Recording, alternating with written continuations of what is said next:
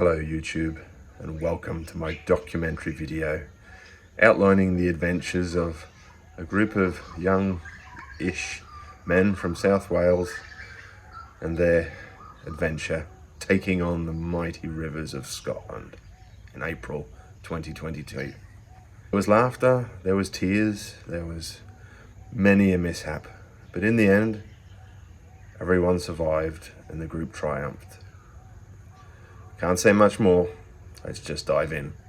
And so it was that after months of training through the harsh Welsh winter, we were finally ready to make the trip up to Scotland for the challenge of our kayaking lives. The weather up here was fantastic. The conditions were absolutely fantastic. The only thing they weren't good for was kayaking. I haven't seen sun like this in Turkey or Spain, never mind Scotland back in April. Fortunately for the first 2 days of the trip, we had the River Garry running on dam release. A fantastic training river and somewhere to start honing our skills ready for challenges that were to come. Our group consisted of 4 from Newport and the Eastern Valleys and 3 from the Swansea Valley. The Eastern Division was represented by yours truly, Andrew Ross, Ward Griffiths, Paul Guscott, and the legend himself, John Carter. The Western Division was represented by Jeff Harries, Howell Davis, and Kerry Edwards. Unfortunately, one of the members of the Western group, Kerry, had sustained a back injury prior to travelling and turned up in a bit of a state. He looked a little bit like the hunchback of Notre Dame. He came down to the river, he got dressed, he got in the seat, and he realised that it was all too much. With that, our already dwindling group was down to 6. But more on Kerry later in the video. Oh dear, how was this trip going to go? We forged on nonetheless, doing many laps of the Garry and having a fantastic time. Our skills were definitely improving, and things were starting to look up in the bright sunshine. We had even managed to avoid any swims, further injury, loss or breakage of equipment, and general senility and disaster on the river all round. We had even made some new friends on the river, admittedly one of which was because Gussie had smashed into him and bumped him off his wave. However, it was a worthwhile exercise because as we met new people and got to know their surroundings, we had some advice and some general information that might help us to fill out our week with the lack of water going on. Furthermore, later in the day, we were able to familiarise ourselves with some of the eating and drinking establishments in the town of Fort William. After some good food and some good beer, it was decided that before we hit the Garry again on day 2, that we would run the Kayaking, which is a lovely little run between 2 lochs. The water wasn't high, the scenery was stunning, all enhanced by the unrelenting sunshine and warm breezes. The main rapid was a lot of fun, even without a lot of water, and we even experienced our first swim of the trip. Fortunately, the low flows meant that the mess was easily cleaned up, and we continued on down to the takeout to be greeted by some of the most spectacular views of the trip and the waters of Loch Lochy. That was a short shuttle back to the Garry and onto the river to start really testing our skills, pushing the boat out, so to speak, on some of the holes and features that we had run the day earlier. Howell, and especially John, led the way, getting their boats right into a wave about halfway down the upper Garry. They encouraged us, cajoled us, and eventually bullied us into all having a go. It was met with some success, some more than others. As you can see from the footage, we had some epic surfs and the occasional swim. Following the advice of some of our newfound local friends, it was decided that day 3 of the trip would be spent running the River Orr, another dam release, albeit a fairly easy grade 2, ending up in Loch Ative. We took the time to play on every wave and feature that we could find on the river, enjoyed a bite of lunch on the riverbank, and I even indulged in having a nice swim in the loch at the takeout, although nobody else joined me. Day 4 saw us running our first naturally flowing river of the trip, going down the Speen Gorge. There was lots of dragging of boats. Yeah, There was lots of climbing. yeah. John, our courageous leader, was often heard to say, "Come to Scotland," they said. "Come kayaking," they said, as we were climbing over another rock fucking outcrop. Still, it was a memorable experience which added to the flavour of the trip. Day 5 of the trip saw a change in the paddling lineup, with John returning home and Howell and Jeff sitting out with the injured Kerry. This allowed scope for our non-paddlers to provide some much-needed moral support from the bank and take some great footage, which we really appreciate. The personal highlight of the day was having Kerry on the bank with the other guys. It was great to see him out there making the best of his crippled body and giving us input and insight into what we should and could be doing on the river. It had been a tough week for him and he'd kept his spirits up.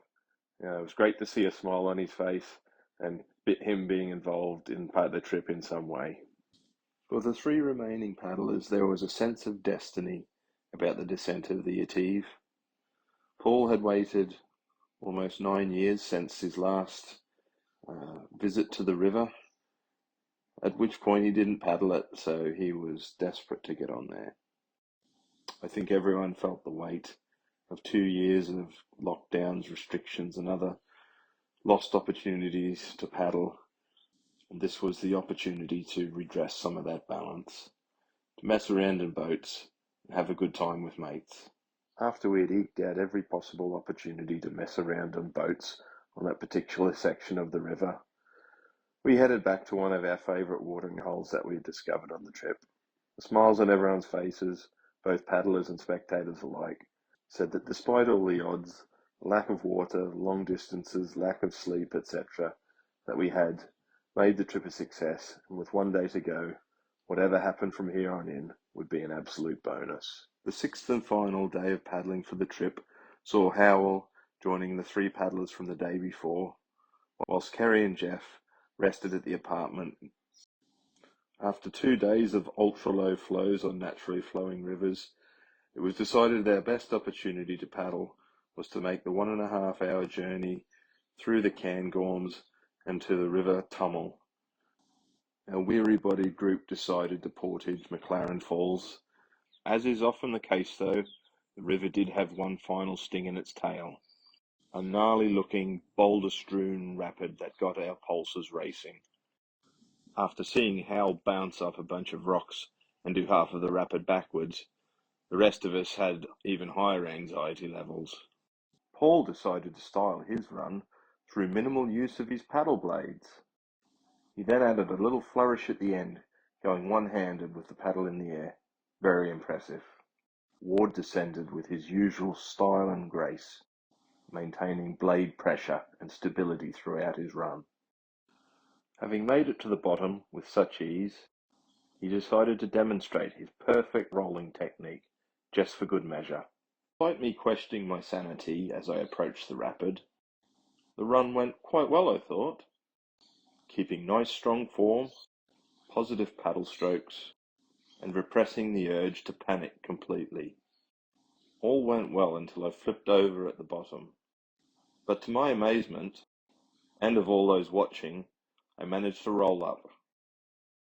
Well, that concludes the section of the video relating to the rivers and adventures on there, but I can hear some of you asking, well, surely it wasn't all beer and skittles? Everyone didn't, behave well all the time? Or didn't have any incidents of forgetfulness or stupidity on the river? Well, this is a section for you. Enjoy. Things go in terms of forgetfulness, early signs of dementia and that sort of thing. I think we're going to have to recalibrate, boys. The demographic of the group has shifted so much now to basically senility that we are just going to have to tie everything together with a string and just hope everything comes back at the end of the day. Obviously, Gussie's river etiquette is something to behold. Any particular incidents you would like to If, elaborate if on? you're Or? on a wave or trying desperately to get into an eddy, Gussie is the boy for you. And Yeah. I got to admit, no matter how senile he gets, he just manages to fuck everybody's river trip up. How did things go with the merging of the two clubs, the East and the West divisions? How did the interactions go there? And I think the West brought their best boys, apart from one of them. was slightly under the weather health-wise, yeah. but passed as a fantastic drunk at 2 o'clock in the afternoon at Tesco's trying to buy beer and getting refused. Any low points for the trip? Not any low points, apart from the fact that COVID have done nothing to Gussie's fucking larynx. It is still full on that. I think the sunshine has kept everyone's morale up, to be honest with you. Kept their peckers up. Yeah, there you had no low points. The fact the sun's been shining all this time. Right, we're here with John Carter on the banks of the River Speen in Scotland. We've just had a little incident.